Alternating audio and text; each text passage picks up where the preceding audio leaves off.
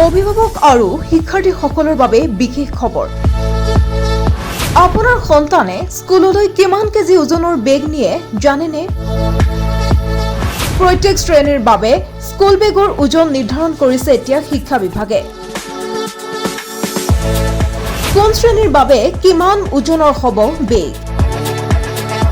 আপোনাৰ সন্তানে কিমান কেজি ওজনৰ বেগ স্কুললৈ লৈ যায়, আপুনি বাৰু সেয়া লক্ষ্য কৰিছেনে?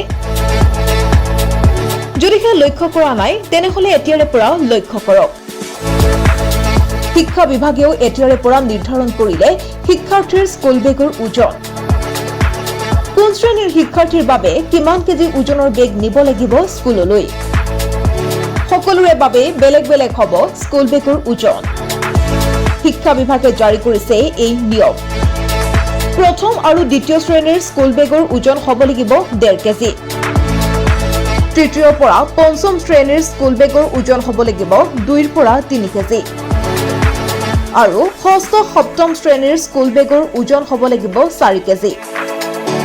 ঠিক একেদৰে অষ্টম নৱম শ্ৰেণীৰ স্কুল বেগৰ ওজন হ'ব লাগিব 4 পৰা 5 কেজি।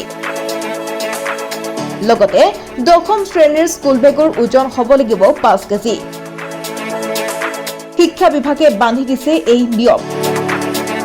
গতিকে অভিভাৱকসকলে যাতে লক্ষ্য কৰে যে তেওঁলোকৰ সন্তানে কিমান ওজনৰ বেগ স্কুললৈ লৈ যায়। নিউজ ডেস্ক, প্ৰতিবিম্ব লাইভ।